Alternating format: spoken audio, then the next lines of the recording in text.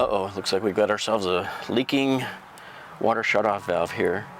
So if you have this, if you're stuck with a leaking water shutoff valve here that's just dripping water like this, what do? Well, most people might want to call the plumber and have to spend a couple of $100s to have a plumber come out and unsolder this whole valve here and put in a new one, maybe a quarter-turn ball valve, and that's fine too. But today we're going to show you how you can fix this yourself with just a few simple tools, and you'll save money by not having to call the plumber and spend $200 or more on this repair. It's a very simple repair. We're going to show you how to do that, and it all starts right now.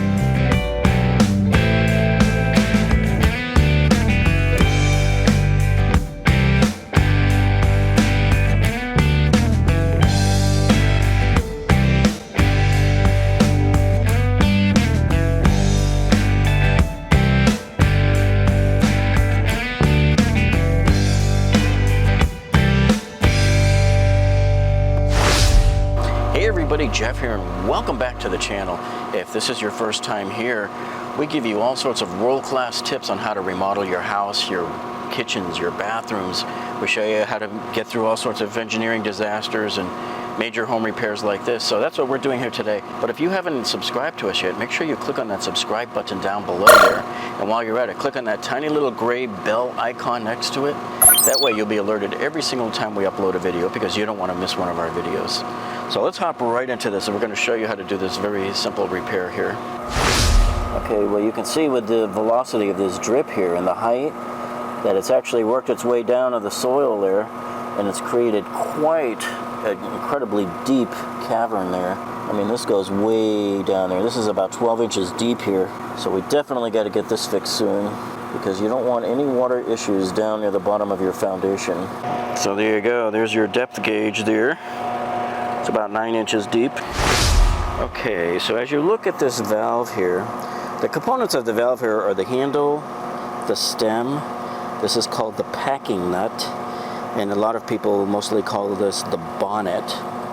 And then this is the body of the shutoff valve here. So everything kind of goes into the body, and the packing nut here will secure the valve to the whole water shutoff valve, to the whole body here. So we're going to concentrate our efforts today on this packing nut, because what may have happened is it might have been loose. I don't know how, because you can see it was painted over and all that. But a lot of times what happens with these old valves, this house was built in 1981, so your water basically sits on the whole time. So this valve is open the whole time, every single day of the year, 365 days out of the year, right? So what happens is sometimes when you close the valve, you have to turn off the water here at the main to your house to change other shutoff valves inside the house. So in this particular case here, new valves were installed in the bathroom for the toilets there, those water cutoffs. So to install those, you have to turn this off. So by turning this off and then exercising it, and you're opening it back up again, we often find leaks. And sometimes it's because sometimes the nut will turn a little bit with it, or sometimes there's something caught inside the valve here that's not allowing it to compress the gasket in there. So what we're going to do now is just try to tighten this about a quarter of a turn and see if that helps. Okay, so I'm just going to use any old wrench here, and we'll try it on here, and we'll see just by tightening it a little bit if that helps any. And keep in mind, when you're done, there shouldn't be any water at all dripping. So I'm just going to go that much, about a quarter of a turn there. And as you can see, as far as we can tell so far, that's helped. What I want to do now is I want to get a towel and wipe this whole thing dry here, and just make sure that there's no more water collecting up there. So let's go ahead and do that now. Okay, so I've wiped everything completely dry here with the cloth, and just going to give it a few minutes here and see if we feel anything. After you wipe it with the cloth, you want to make sure you don't see a single drop, and I mean not one drop. You shouldn't feel any moisture at all on your finger. If you do, wipe it off again and just make sure, because we want to make sure, okay, is this new moisture? Are these new water droplets that I'm feeling here dripping off of this water shutoff valve? Or is it old water from before that I didn't get to? So I want to make sure I'm starting from a completely known state of completely 100% dry here. on the stem of this shutoff valve. There are two possible fixes here for this repair for you. So if this first one doesn't work, then we have to step up a little bit and bring in a little bit more material, and I'll show you how to do that. So if this fix here where we tighten the nut doesn't work, then we'll try the second fix. Okay, so now that we've wiped it off and we've given it a few minutes, we're feeling around here and we don't feel any drops, and there's no moisture coming off of my finger at all here, nothing. So this fix here was pretty successful. Hopefully this is the way yours is, and it will be a quick fix. Usually for most cases, it'll be just a simple case of you having to tighten this packing nut here, or as they call it, the bonnet, on this water shutoff valve, and usually no more than a quarter of a turn is all of it takes. And if it takes more than that, then maybe you have to look at, is there something wrong outside that we need to take a look at here. Okay, now supposing you go through that repair and it doesn't work, what do you do now? Well, now you have to go to case number 2 here, the other scenario for the repair for this water shutoff valve here. So that involves now then having to take apart this valve here and sticking some of this here in there. This is called valve packing rope here. And what you do with this valve packing is you just wrap it 2 or 3 times around the stem inside there and tighten the bonnet back up here. So they call it a packing there because you're packing it in right behind the packing nut there. That's another reason why they call it the packing nut, because all of this rope here just gets packed in behind there, and that's what seals up the whole valve. And it's kind of scary, isn't it? Don't you think that you're $30,000 disaster away from a leak just because you didn't have enough packing rope inside there? Okay, so now if this were inside the house, like let's say at your washing machine water shutoff valve, if that was dripping and leaking on you, I'd be telling you to come out here and cut off the main water to your house, okay? Hey, but guess what? We have to open this one up. So how do we cut off the main water to the house if we have to open it up? So what we have to do now is we have to go over to the street and find the water meter main, and there's another valve there. So a lot of people don't realize that this is the main for your house, but there's another one at the meter by the street. So if you ever fail to pay your water bill, the city will show up and they have a tool, a wrench that we're going to show you now. And they'll go in there and they'll cut off that valve in there at the water meter. That way you don't have any more water service. But we have to go and turn that off right now so that there's no water coming to this main anymore. Okay, so you come over here to your city main here and you lift up the plastic lid here.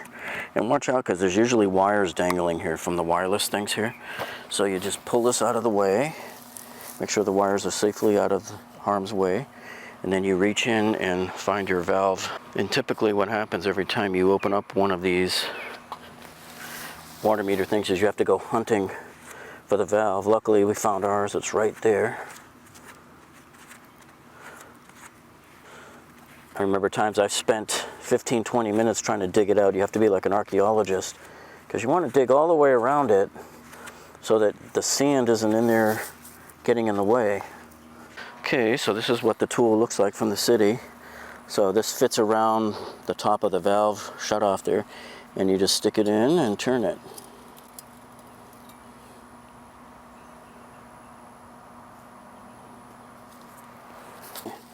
So now we take our tool here from the city, stick it right down over the valve, and turn the water off.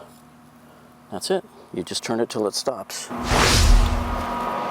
Okay, so before we start to take apart this water shutoff valve here, we have to make sure that there's no water pressure in here left over from when we turned off the main. So we're just going to bleed off any excess water out of this right now. So right now we're just bleeding out the line from the house. Yeah, so right now it's doing an Austin Powers here. It'll take a few minutes before it stops emptying out.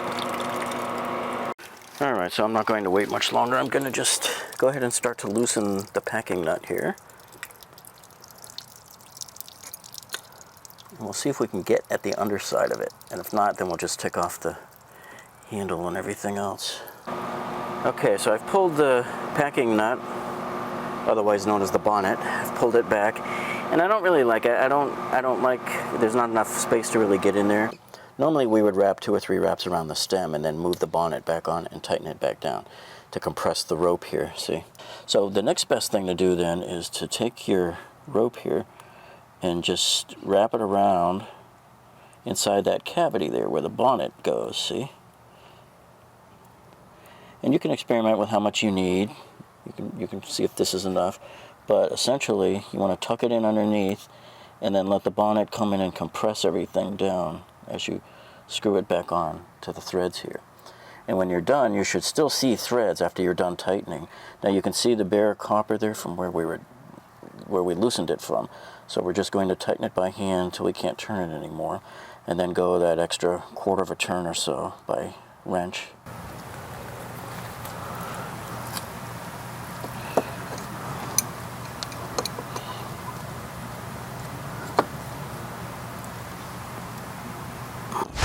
Let's turn the water on at the street.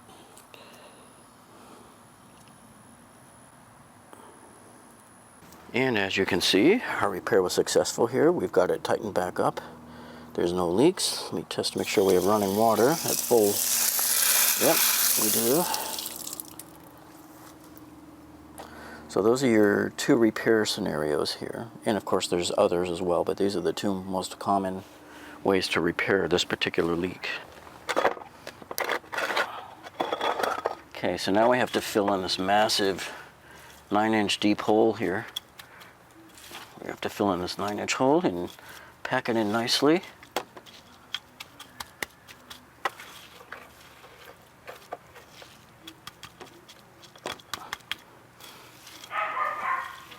And we hope you enjoyed this video, and if you did, please give us a thumbs up below. That tells us that you like us. And don't forget to hit that subscribe button down below and click on the bell icon. That will tell you every time we get a video uploaded. And we hope you enjoyed this one, and we will see you next time.